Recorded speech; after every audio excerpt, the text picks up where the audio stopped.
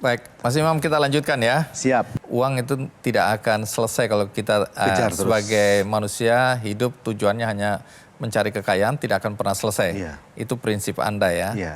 Kemudian Anda melihat ada petani atau pengusaha arang yang membutuhkan bantuan Anda. Iya. Apa yang Anda lihat hari itu sehingga Anda tertarik untuk membantu pengrajin atau pengusaha arang di sana? Para petani arang atau pengrajin arang tidak mau nanam padi di sana. Hanya arang aja yang digeluti.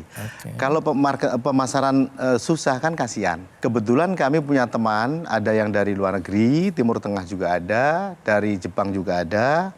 Dan kebetulan kami juga diserahi untuk memegang shipping kontainer di pelabuhan di Kota Banjarmasin.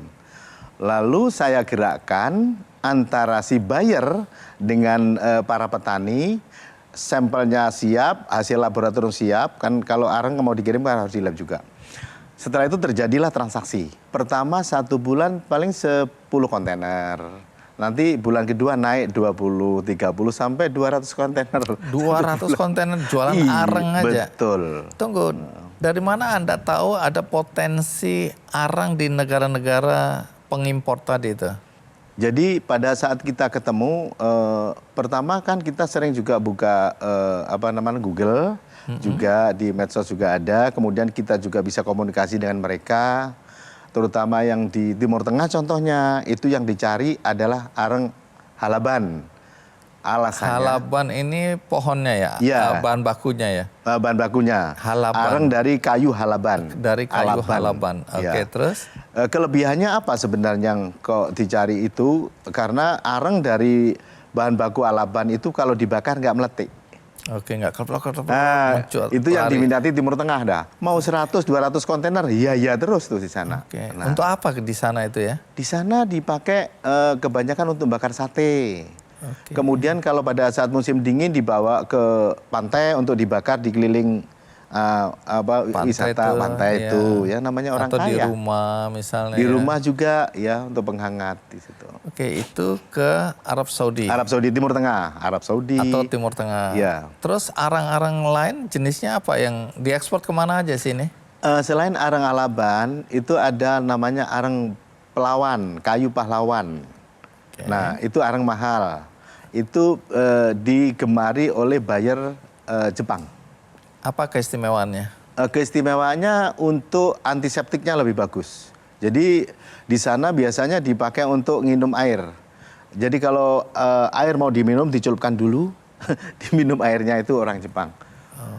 Airnya paling bagus. Jadi dia menyerap apa itu? Itu antiseptik lah ya? Mengandung antiseptiknya tinggi. Jadi di dalam gelasnya dicemplungin arang itu? Langsung cemplungin arang itu, baru diminum. Oke. Saya punya kenal orang Jepang, itu sukanya begitu. Oke, terus arang halaban Timur Tengah, arang pahlawan untuk Jepang. Nah, di samping itu, Jepang juga hebat. Beli arang di tempat kita 200 juta 1 kontainer. Dibawa ke Jepang, dibikin karbonatip, pulang lagi jadi 1 miliar. Nah itu yang saya pelajari sampai bisa untuk membuat karbonatip.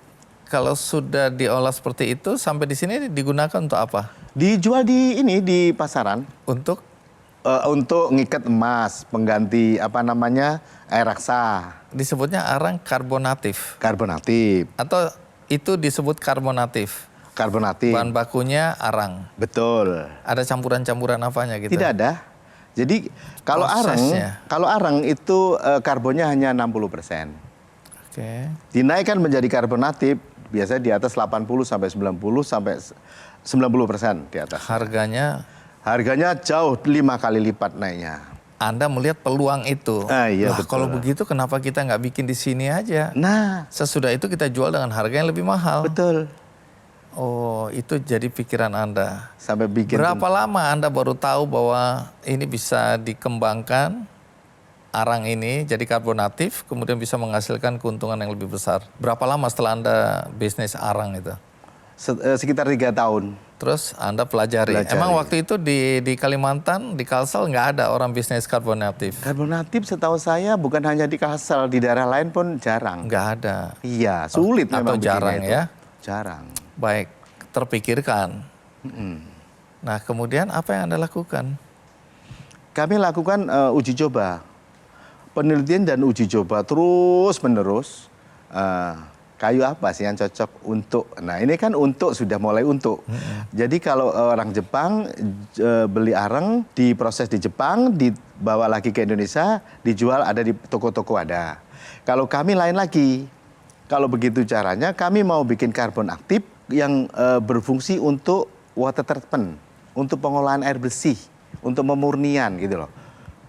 Kenapa Anda berpikir Pak ini lebih menguntungkan daripada kita jualan karbon aktif tadi? Peluangnya lebih besar. Dan kita supaya ada hidup itu ada kenang-kenangan buat masyarakat banyak. Kenang-kenang. Jadi tungku yang 1,6 miliar itu ini? Iya, untuk pembuatan karbon aktif. Oh, pantesan Bukan Anda, untuk arang, bukan karbon aktif. pantesan Anda berani invest dengan nilai yang besar sekali ya. Kalau bicara tungku itu, tungku sebesar apa sih itu? Tungkunya sebenarnya nggak begitu besar sih, tapi nilainya kan tinggi. Karena proses pembuatannya juga rumit, kemudian kualitasnya juga bagus. Itu beli di mana atau bikin di mana itu? Bikin sendiri. Tungkunya. Oh, bikin sendiri. Apa yang membuat ini jadi mahal? Prosesnya. Ini dari bahan apa sih sebenarnya? Tungku? Baja. Oh, baja. Sama bata anti api, Oke. tahan api.